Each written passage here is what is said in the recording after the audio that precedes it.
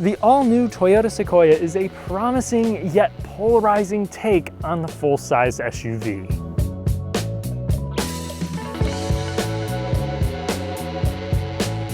If you enjoy fun, detailed car content without fluff, then consider subscribing and hitting the bell for notifications.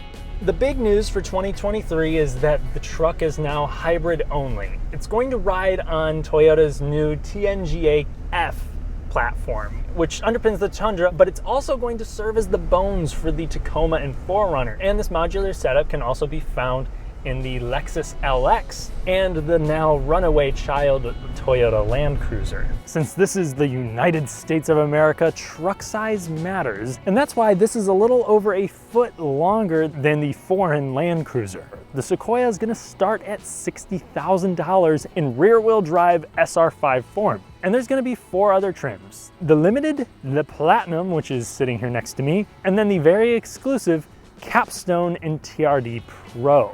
And if you want to tailor the attributes of your Sequoia, you can add the TRD Sport Pack on the SR5 or the TRD Off-Road on SR5 and Limited. Lose control of your desires and factor in the average markup on these things, and the price shoots up erratically like a DoorDash order. But at least you do get a respectable amount of features, and there are a large number of configurations for an SUV that will almost undoubtedly have a limited production. The friendly folks at Royal South Toyota in Bloomington, Indiana, let me test drive this Platinum. The staff there are knowledgeable, they usually have a diverse inventory, and the store is deeply rooted in the community. If you're in the market, check them out. At least every single truck will get LED headlights and daytime running lights, but if you step up to the Platinum, like my truck here, you'll get the premium LED lights, which have a really cool DRL. And thankfully, every single Sequoia will also be equipped with Toyota's panoramic view monitor, which is displayed in an odd fashion and has 90s camcorder video quality, but I'm happy to see it here nonetheless. Additionally, you're going to have standard fog lights, but they're more like LED light bars, and about 8.6 inches of ground clearance, or a ½ inch more with the TRD Pro. You're not going to have any recovery hooks on any as standard, and there's an air dam down here, which is rather large. It's not uncommon. However, I think it's funny that you can get this with, the giant TRD skid plate that is completely hidden by that air dam. Now, this truck has one odd feature, and that's the optional tow mirrors that would make a Ram diesel owner proud. It just looks like someone at the Toyota manufacturing plant ripped them off of a heavy duty. Now, I'm not one to really talk too much aesthetics, but I do want to appreciate that Toyota kind of toned down the, excessive grillage of the Tundra for the Sequoia, and I think it looks a little bit more classy, but let me know what you guys think. It also just has this mad dog stance, but it kind of makes you think it's bigger than it really is. It's actually smaller in every dimension than a Chevy Tahoe, let alone the Chevy Suburban. Unless we're talking curb weight. This spec in particular comes in at 6,150 pounds. And to move all of that along, we have a 3.4 liter twin turbocharged V6. It's going to make 437 horsepower and 583 pound-feet of torque. And sandwiched in between the engine and the same 10-speed automatic that you'll find in the Tundra is a 48 horsepower, 184 pound-feet electric motor. Now, this motor is not there for really top-end performance, more so low-end stuff.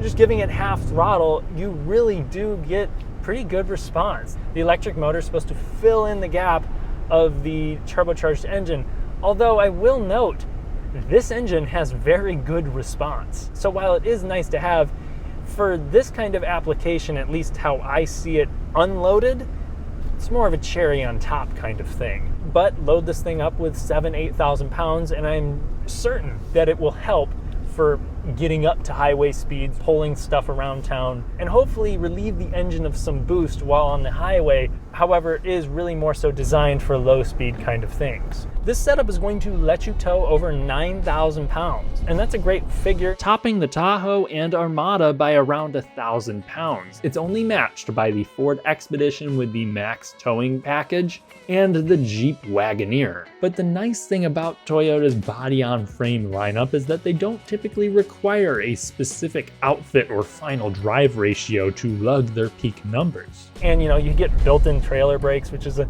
nice feature to see. The receiver with the 4 and 7 pin connectors, the available mirrors designed to give pedestrians concussions. It seems like it was designed for the person who really wants to haul. But let's do a quick acceleration test to see how good it is at hauling ass.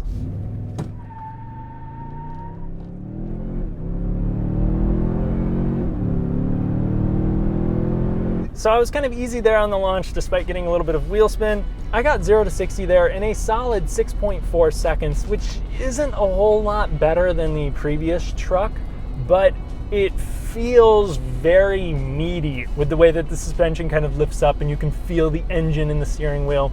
I like it. And I feel that with more practice and throttle, 6 flat could be possible. The fake V8 sound coming from the speakers does add drama without coming off too cheesy. But the old V8 offered a more refined soundtrack and only a little less straight-line performance without electrification. It's not a parallel system like what's in, a Sienna or a Prius or a RAV4. The Sequoia and Tundra instead use a series system, which uses a clutch that can engage or disengage to allow for very limited full electric driving or mere electric assistance. Other Toyota hybrids use a modified Atkinson cycle engine, whereas the Tundra retains its big output. This isn't really designed to get better gas mileage, so that's one downside with the Toyota Sequoia. Yes, it is a huge improvement over the previous truck, but if you look at the Tundra, which offers non-hybrid and hybrid, the gas mileage difference is, 2 miles to the gallon? The upgrade cost to the hybrid would basically cost more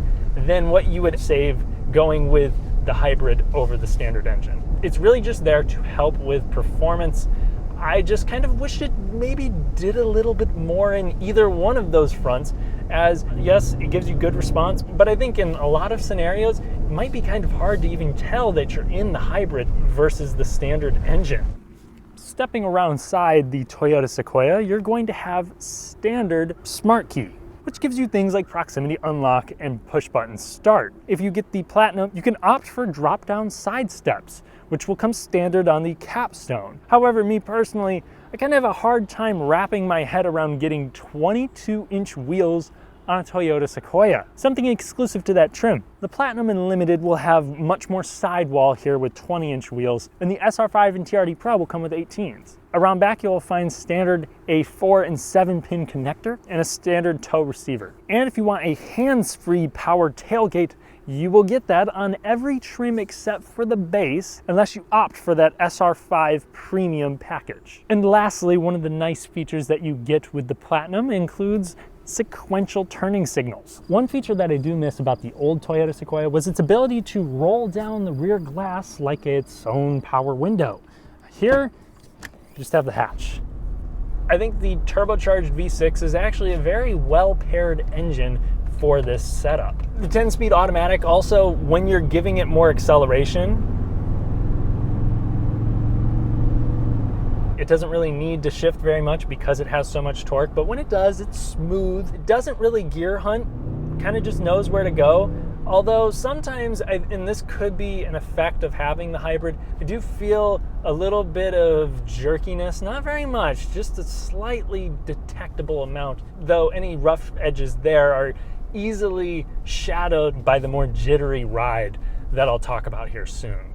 It's a, honestly, kind of quiet ride for a truck. We do have an acoustic windshield as standard, and if you get the capstone, front windows are also acoustic, so that should help this be even more serene. This, combined with the extendable thigh support on our Platinum truck, would make this a pretty nice highway tow truck. As you'd expect, the interior of the Toyota Sequoia is very reminiscent of the Tundra. You have quality materials pretty much surrounding you, especially here on our Platinum trim, with nice little touches like blue stitching here on part of the dash, you do have plenty of soft touch materials, even up here on the windowsill or where your inboard thigh will rest. And like most other truck-based vehicles, everything is very analog and physical feeling, like the nice volume knob and the almost excessive amount of toggle switches. And the four-wheel drive system has an interesting slider. There's also bountiful storage in here, though no cup holder can stand up to large 40-ounce bottles. Regardless, the interior saw a bigger glow up than my channel since the last time I made a Sequoia video. You hit the gas a little bit harder than usual and you're met with a... But it has faults. I think it takes a big step back in terms of front visibility. Yes, you have a reasonably low window line here. Looking around the back, it's okay, but at least you have standard blind spot monitoring in here. But out front, I mean, all you're seeing is hood. You have a small windshield. It's also odd because you can't really see the corners of the hood, so it almost feels like you're looking out of the front of a big boat.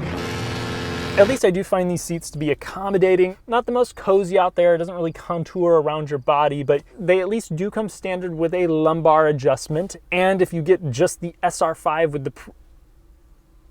the most base SR5 will come with cloth seats, but if you just get the SR5 Premium Pack and Limited, then you will have Toyota's Softex, which is a nice durable leather alternative, whereas the Platinum is going to get a true leather, and then you're going to get a semi-Alene, which interestingly enough uses a white on black theme, which I think is nice, although I kind of wish that they didn't put that where like your hands would rest and stuff, because that seems like it would get dirty really quick if you're doing truck stuff. And Toyota tries to pamper you as well with things like standard heated seats, or a heated steering wheel will come on most models. You know, you can opt for heated and ventilated seats up front, but also around back if you get the Platinums. Now, when it comes to your multimedia systems, this is going to use Toyota's new infotainment system, which almost feels like an aftermarket setup. There's not a traditional home screen. It's a lot more responsive and has a much better resolution than the previous setups, and includes wireless Apple CarPlay and Android Auto. It'll just take a little bit of getting used to. And with the 14-inch screen that you'll get with the Limited, it looks comically large. Like, they don't really give you anything else up here. You're perfectly fine with the 8-inch setup. You also have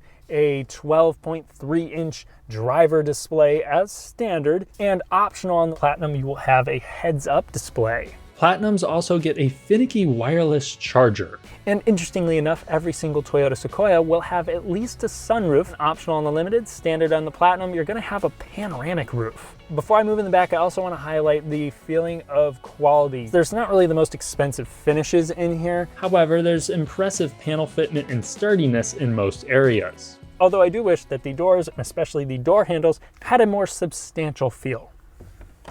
Now, in the back seat of the Toyota Sequoia, you're still going to have luxury truck levels of space. I do like that, you know, you have very plush elbow rests, especially here since I have the captain seats of the Platinum trim. So if you go Limited or SR5, you will have the 8-passenger bench configuration. But here, I could sit for a long duration, although I will say that the lumbar support here is kind of like aggressive and punches into your back, but it's not super supportive in other areas. I wish that the seats maybe had a little bit more tilt in them. You can recline back a little bit, and like I said, you can get heated and ventilated seats like my truck here. All of them will come with tri-zone automatic climate control, which is a nice bonus, along with charging ports and a wall socket, something that I did enjoy about the previous generation Sequoia. Of course, you'll have rear vents and more storage, but unfortunately, none of them will get a true center console. You just have this like storage here that doesn't exactly scream cash money for an $80,000 sticker truck. We need to remember this has batteries, which are kind of located right here behind and underneath the seats, which maybe attributes to why they don't allow you to slide the second row seats back and forth. So you may be wondering two things. What's third row space like? And how do you get back there since, you know, this thing's in the way? Well, let me show you. Unlike the previous truck, it won't tilt and slide out of the way. You hit a lever down here, and then it propels itself so that way you can, there's a ton of space in order to like actually physically get back here. But you have batteries here now. So I think in the previous truck, I found myself to be a little bit more comfortable because the floor was just a tad bit lower. It's still, you know, not crazy. Like I've seen worse, even in the full-size SUV segment. I have just enough space to fit my shoe, underneath the seat. Yeah, this isn't luxurious. However, I know you guys are screaming in the comment section, you can slide the third row back. And that makes for a better than average third row experience, in my opinion. Because most of the time, you know, your knees are literally wedged into here, even in the largest of SUVs. You got like a respectable little window here. It's honestly not a terrible place to be. And keep in mind, I am 6'3" and I can fit in all 3 rows of the Sequoia. I'm not super great on the support back here, but you can fit adults. Plus you have plenty of storage, and the third row actually does have a electronic recline. Unfortunately, my head will begin to graze, but again, at my height, I really can't complain. Although this setup with the batteries compromises on cargo space. So in the trunk of the Toyota Sequoia, with the seats all the way back, it's enough for like a couple carry-on bags. If you are traveling very long distances, you will have to make a compromise here in the third row, which you can do. And that's the nice versatility about this. I think this is a great idea. However, if you're comparing this to the previous truck and a lot of others in the segment, this is gonna have less space. And not by just a slim margin, it's substantially smaller in many comparisons, especially to the new Tahoe, which has no batteries and a well-packaged independent rear suspension, whereas this still rocks a solid rear axle. To compensate, Toyota has implemented a trick shelving system. Yes, slowly but surely. So you have one tier. This would be, you know, if you had the seats up and you wanted dual levels of storage, but then you can also drop her down. Now you have a flat area. But this is just so much shorter than a lot of SUVs, mid-sized ones including. I think that a 4Runner would give this a run for its money when it comes to overall practicality in the back. Granted, this does have a lot longer of a space, so it just depends on what exactly you're trying to move. When it comes to suspension, I have the more upgraded AVS system, or adaptive variable suspension. And that's going to come with an air leveling system in the back. Over really bad roads, this thing feels like a truck. The downside of that is that it is jittery. It's communicating everything through here. Most SUVs are just gonna be more comfortable, even again with this upgraded setup. And I have it in comfort mode, not to a platinum of an experience. And that's an understatement. On neglected roads, this shudders like it mistook vodka for water. It reminds me of the TRD Sport Tundra suspension. Maybe another setup will improve it, but considering this was the nice one, I will remain skeptical until I can get my hands on a TRD off-road. That features a rugged tuned suspension with Bilstein shocks that typically has a softer ride on light imperfections, whereas the TRD Sport flips that. I'm sure the lack of independent rear suspension is a factor, but I'm astonished to say that even with the new coil spring setup, the 14-year-old previous gen and its leaf spring rear is substantially more comfortable. At the very least, this handles in a more athletic manner. Feels like I'm well in control. The steering over here, even in the comfort mode, feels accurate and honestly has a little bit of feedback in it. So I think the result is a truck that I trust more around a back road. It feels like it's telling me what's going on and I feel confident. But honestly, the comfort here, especially with this setup, is disappointing. Now, I'm not expecting this to be a sports car, but they didn't just give this a Sport S mode. They gave it a Sport S Plus. And yeah, that wakes up the powertrain. Wow. That definitely, oh my gosh. Mother of understeer. Yeah, not exactly the best handling vehicle just because there's so much mass and you feel it. But the slow yet predictable steering makes it less of a chore on windy roads than what I've felt from large SUVs in the past. And when it comes to off-road capabilities, the TRD Pro does look pretty sick, and so long as you get that or the TRD off-road equipped models, which that package can be opted for on the SR5 Unlimited, you will have crawl control and a rear locker, which helps make the behemoth fairly capable off-road. The TRD Pro gets that big skid plate standard along with an integrated light bar, other accents, and 2.5-inch internal bypass shocks with external reservoirs that should improve off-road stability and comfort. Every truck gets full-speed adaptive cruise, autonomous braking, lane centering, and that blind spot monitoring system. A topic I wish I could report more on is reliability, which was an unmistakable selling point to the old 5.7-liter 6-speed combo. My parents even picked up a used one and took it to 200,000 miles with no issues, mechanical or electrical, outside of some power equipment losing their speed. The 3.4-liter twin turbo seems okay so far outside of what seemed to be a bad batch of turbo wastegate actuators. The Sequoia feels well built. I'll have to report more on this in a few years, but with the added complexity and a nickel metal hydride battery that typically has a 12 to 15 year lifespan, that bulletproof appeal of the old truck will likely remain in the past. Overall, the Toyota Sequoia has some pretty distinct pros and can make a good argument for itself. But the unfortunate part is that there's quite a few things also pushing people away here. And I think it could cause the demise of a nameplate that I once loved. The new Sequoia fixes the big complaints of the previous one, like the abysmal gas mileage, cheap materials, and dated design. I also enjoy some of the clever packaging, powerful presence and powertrain, steering feel, and towing capabilities. But it added a ton of complexity without a giant payoff. It has notably less cabin space, much smaller cargo area, and inexcusable ride quality.